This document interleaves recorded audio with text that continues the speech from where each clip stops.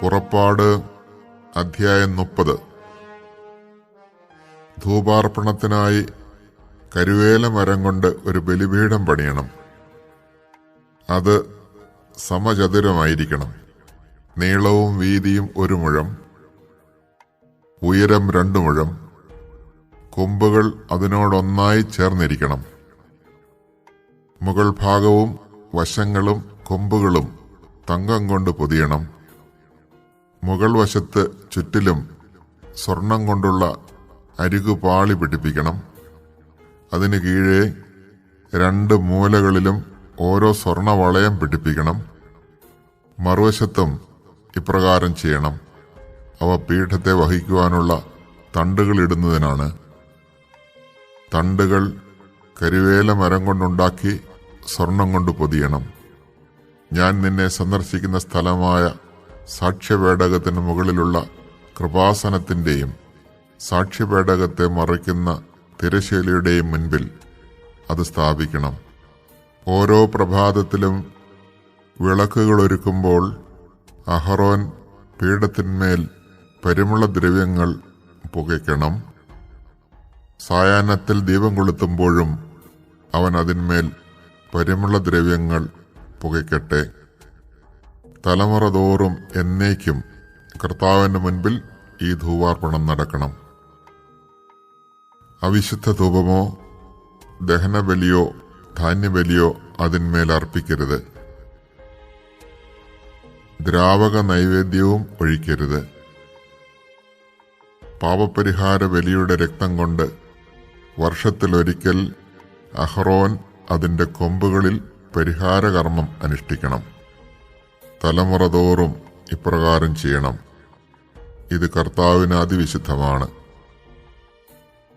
കർത്താവ് മോശയോട് അരുളി ചെയ്തു, ഇസ്രായേലിൽ ജനസംഖ്യ കണക്കെടുക്കുമ്പോൾ തങ്ങളുടെ ഇടയിൽ മഹാമാരി ഉണ്ടാകാതിരിക്കാൻ ഓരോരുത്തരും തങ്ങളുടെ ജീവനു വേണ്ടി കർത്താവിന് മോചനദ്രവ്യം കൊടുക്കണം. ജനസംഖ്യക്കണക്കിൽ ഉൾപ്പെടുന്ന ഓരോ വ്യക്തിയും വിശുദ്ധ മന്ദിരത്തിൽ നിലവിലുള്ള കണക്കനുസരിച്ച് 1/2 ഷെക്കൽ വീതം കർത്താവിന് കാണിക്കയായി കൊടുക്കണം. 1 ഷെക്കൽ 20 ഗേര. ജനസംഖ്യക്കണക്കിൽ ഉൾപ്പെടുന്ന 20 വയസ്സും അതിനു മേലും പ്രായമുള്ള ഓരോ വ്യക്തിയും ഈ കാണിക്ക കർത്താവിന് നൽകണം.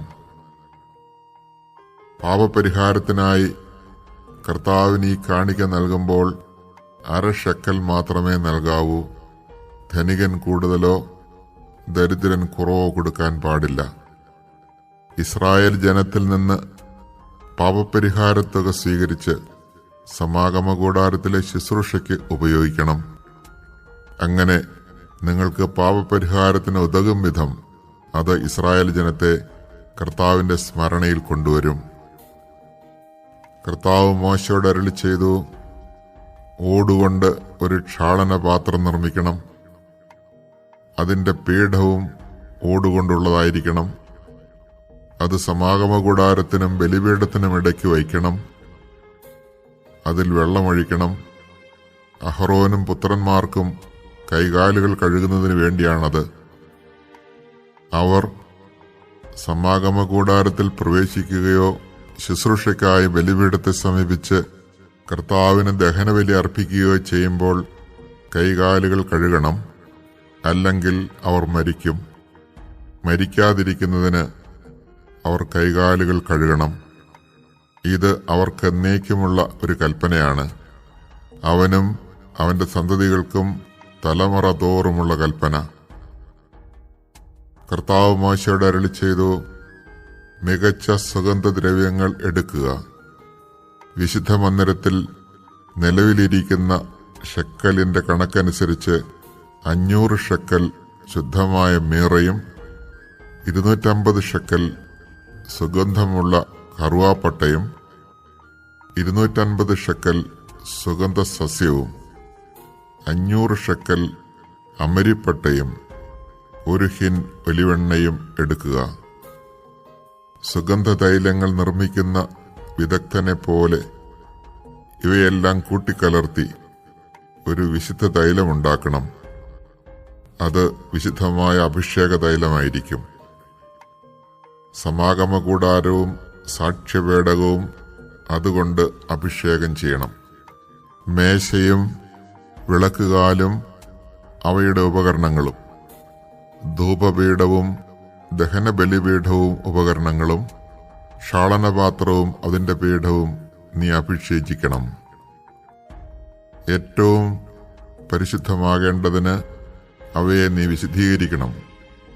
അവയെ സ്പർശിക്കുന്നതെല്ലാം വിശുദ്ധമാകും. പുരോഹിതരായി എനിക്ക് ശുശ്രൂഷ ചെയ്യാൻ വേണ്ടി അഹ്റോനെയും പുത്രന്മാരെയും അഭിഷേകം ചെയ്യുകയും വേർതിരിച്ചു നിർത്തുകയും ചെയ്യുക. നീ ഇസ്രായേൽക്കാരോട് പറയണം, ഇത് തലമുറ തോറും എനിക്കായുള്ള അഭിഷേക തൈലമായിരിക്കും. ഇത് സാധാരണക്കാരുടെ മേൽ ഒഴിക്കരുത്. കൂട്ടുവസ്തുക്കൾ ഈ കണക്കിൽ ചേർത്ത് മറ്റൊരു തൈലം ഉണ്ടാക്കുകയും അരുത്. ഇത് വിശുദ്ധമാണ്. നീ ഇതിനെ വിശുദ്ധമായി കരുതണം. ആരെങ്കിലും ഇതുപോലൊരു ചേരുവ ഉണ്ടാക്കുകയോ സാധാരണക്കാരന്റെ മേൽ ഒഴിക്കുകയോ ചെയ്താൽ അവൻ തന്റെ ജനത്തിൽ നിന്ന് വിച്ഛേദിക്കപ്പെടണം.